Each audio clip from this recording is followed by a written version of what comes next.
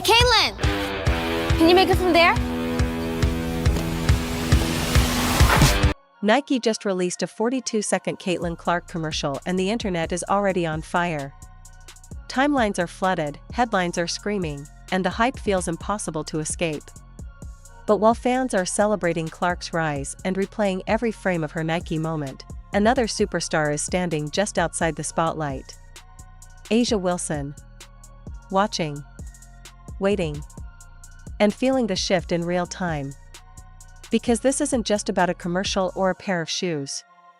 It's about attention, leverage, and who truly moves the needle right now. For years, Wilson was positioned as the league's centerpiece, the safe bet the polished face brands could build around. And then Clark arrived. Do you think Nike has finally decided who actually drives the culture? Or is this the beginning of a deeper divide between legacy stars and the new era? Whatever, Che. So right here. From there!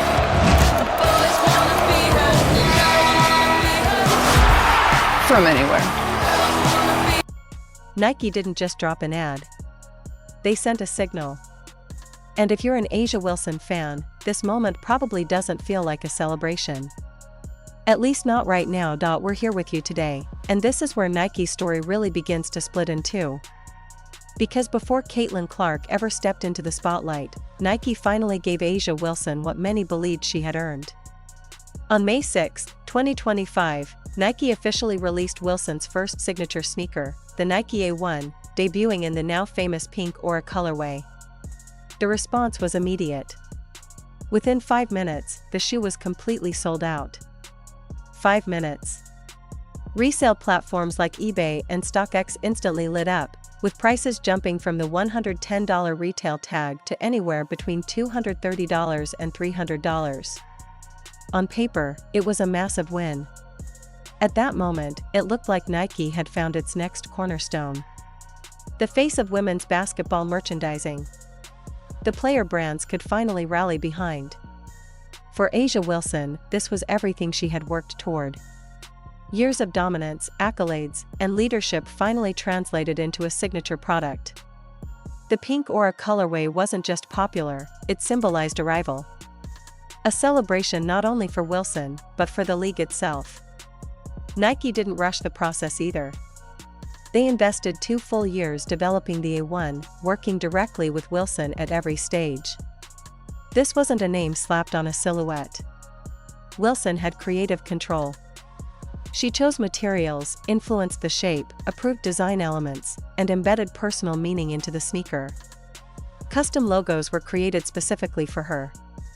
Hidden messages were placed throughout the shoe. Every detail was intentional. Nike treated Wilson like a true franchise athlete. Interviews followed. Media appearances rolled in. Fans showed up courtside wearing the A1. For a brief moment, A'ja Wilson was the center of Nike's women's basketball universe. But moments don't last forever. Slowly, the noise began to fade. Sales cooled. Online conversation softened. The spotlight started drifting elsewhere. And just as that attention began to slip, Nike made another move that changed everything. Nike didn't announce a new A'ja Wilson campaign. They didn't double down on the A1.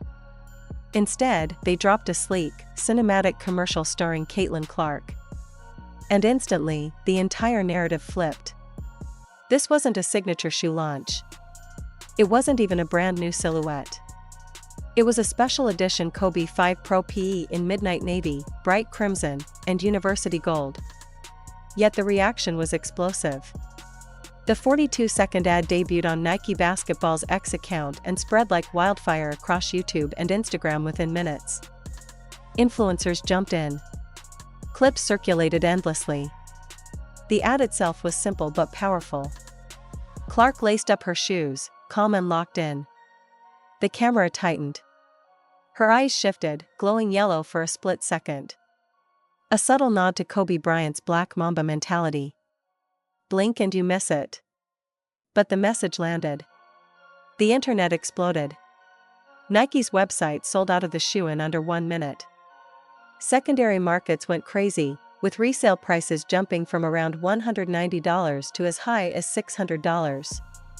All of this happened without a custom Clark signature shoe. No long build-up. No multi-year design process. Just demand. That's when it became impossible to ignore. Caitlyn Clark wasn't just moving the needle. She was the needle. Meanwhile, the Nike A1 began quietly sliding toward clearance shelves. Before Clark's rise, Nike had poured resources into making A'ja Wilson their next superstar.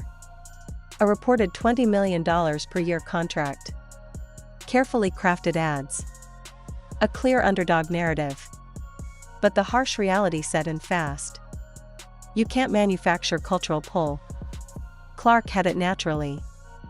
From her rookie season, she signed a massive $28 million endorsement deal with Nike, raising eyebrows across the league. Veterans questioned the decision. Critics doubted the timing. But the moment Clark stepped on the court, the debate ended. Ticket sales spiked. Viewership surged. Attention followed her everywhere. What looked like a gamble suddenly felt like a masterstroke. Nike didn't create Clark's momentum. They simply caught it. While Nike tried to carefully build A'ja Wilson into a commercial centerpiece, Caitlyn Clark had already been generating waves long before she turned pro. During her college career, Clark reportedly drove over $82 million in economic impact for the city of Iowa. She didn't need elaborate campaigns. She needed a basketball and a hoop. Yet Nike nearly missed it. Former Nike basketball marketing head Jordan Rodgers even criticized the brand publicly, admitting they almost let their golden opportunity slip away. During that period, Nike's stock hit a 5-year low while they focused on narratives that didn't translate into revenue. Clark changed that overnight.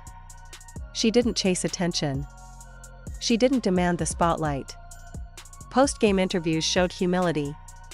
Teammates teased her for it. Fans loved her more for it. Meanwhile, Wilson required full-scale rollouts to generate traction. Photo shoots. Influencers. Press tours. Clark dropped a single image and caused a buying frenzy. That contrast is impossible to ignore. Nike has now clearly shifted its focus. Clark is monitored closely. Campaigns revolve around her presence. And despite Wilson's decorated resume, Clark's gravitational pull is unmatched. This tension spilled into public conversation when Wilson previously commented on Clark's privilege during the 2024 NCAA Final Four. Now, that same player dominates Nike's entire women's basketball strategy. Viewership numbers tell the story clearly. Games without Clark struggled to cross 200,000 viewers. Combined matchups barely rival Clark's lowest-rated game of the season. When she's off the court, interest collapses. When she plays, everything spikes. Nike didn't create this imbalance. They finally acknowledged it. And that recognition may sting more than any stat line. Because this isn't just a rivalry. It's a power shift. And Caitlyn Clark is standing right at the center of it. It's undeniable. And it was only a matter of time before Nike fully embraced reality and treated Caitlyn Clark like the true engine she is.